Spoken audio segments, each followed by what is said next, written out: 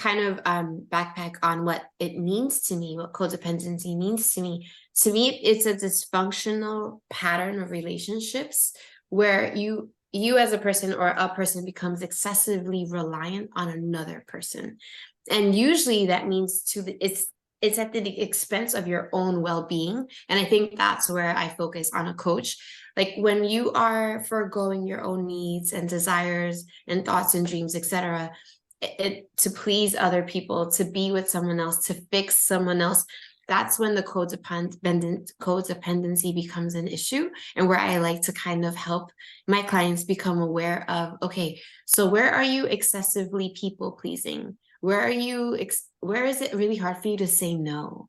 Where are you constantly neglecting your own needs in order for another person to feel good?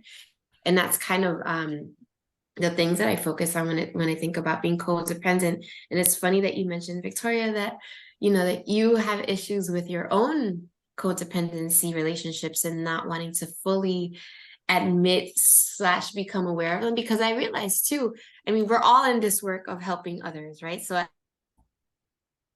some point, could it be true for either or any one of us? And I would definitely say that partially I feel like I've become dependent on that rush or that need that I get of, wait, I'm helping that person. That means I'm doing good. That means that, like, okay, this is good. Like, I'm going to help you. I'm going to help you. I'm going to help you. And so, but at what cost is that?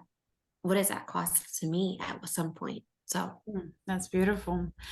Before showing up for ourselves is a great first step. And Victoria, to your question, I think for me personally, that feeling of helping others, sometimes for me, it's like receiving love.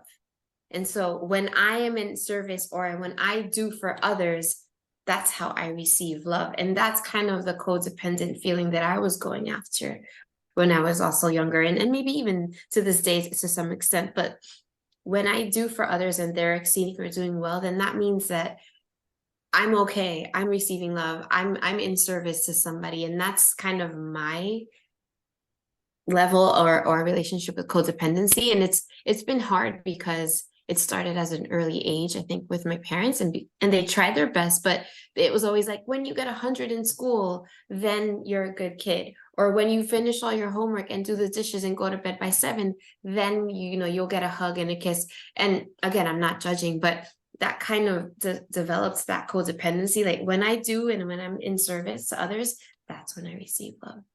Which I'm not saying is true or not, but that's my angle personally. I was going to say, you just mentioned something really key, identifying. And that's, I think, a lot of what we're talking about here.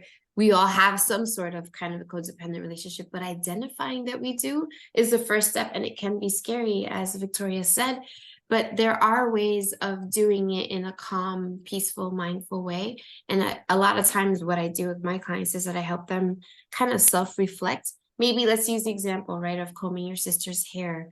Like, so how did that make you feel? If the hair wasn't done, what would happen? Kind of self-reflecting on that moment that you go back to and it's different for all of us. But then also becoming aware if you have any boundaries now, or if you need to create some, or you need to let go of some, right? Like that also kind of helps you bring all of this back into a safer place for you, so that you're no longer feeling overwhelmed and drained as a person. Creating boundaries, though, which could be a whole nother topic here, does take a lot of work. But kind of self-reflecting, being aware if any boundaries are needed, but then paying attention to your physical and emotional cues as a person.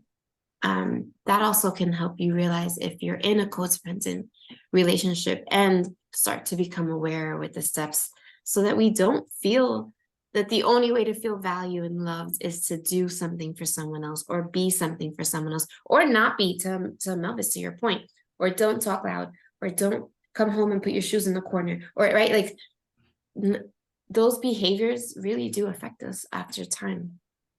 And it's a lifelong thing, right? Like it doesn't end. Mm-hmm. It cycles. You may think you have one thing down, it comes back in 5 years, 10 years. Oh yeah.